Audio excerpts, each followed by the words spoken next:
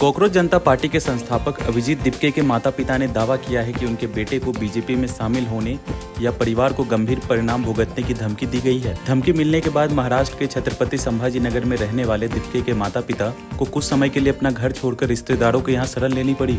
Media reports के मुताबिक अभिजीत दिपके की मां अनीता दिपके ने बुधवार को एक मराठी न्यूज चैनल से बातचीत में यह दावा किया है कि उन्होंने बताया कि उनके बेटे ने व्यंग्यात्मक राजनीति आंदोलन शुरू करने के कुछ समय बाद कथित तौर पर एक वीडियो के जरिए मिली धमकी के बारे में परिवार को जानकारी दी थी। अनीता के मुताबिक वीडियो में अभिजीत दिपके को बीजेपी में शामिल होने के लिए कहा गया था और ऐसा नहीं करने पर उनके माता पिता को निशाना बनाने की धमकी दी गई थी।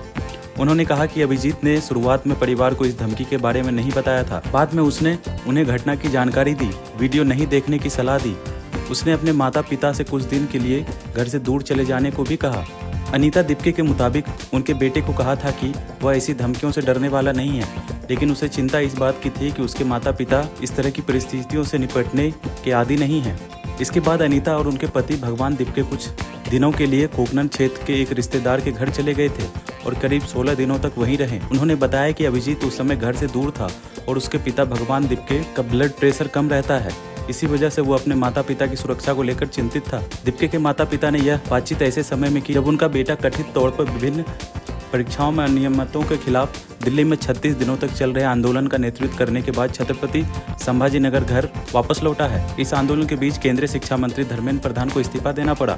भगवान दिपके ने कहा कि सामाजिक और सार्वजनिक जीवन में काम करने वाले लोगों की आलोचना होना स्वाभाविक है। कुछ लोग किसी के काम की आलोचना करते हैं जबकि कुछ लोग उसकी सराहना करते हैं। उनके मुताबिक कुछ लोग किसी घटना को एक तय मानसिकता के साथ देखते हैं, जबकि दूसरे लोग पहले पूरी स्थिति को समझने की कोशिश करते हैं और उनके बाद अपनी राय बनाते हैं। बातचीत के दौरान अनीता दिपके ने अपने बेटे के बचपन का एक मजेदार किस्सा भी साझा किया। उन्होंने बताया कि अभिजीत बचपन में किसी और से नहीं बल्कि अपने पिता से ज्यादा डरता था। उन्होंने एक घटना का जिक्र करते हुए बताया कि एक बार अभिजीत ने घर में मरम्मत के लिए प्लम्बर को बुलाया था।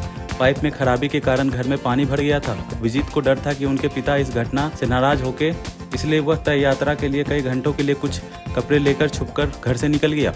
अनीता ने मुस्कुराते हुए कहा कि मरम्मत का काम तुरंत पूरा कर लिया गया, लेकिन उन्होंने करीब 6 महीने तक इस घटना के बारे में अपने पति को नहीं बताया।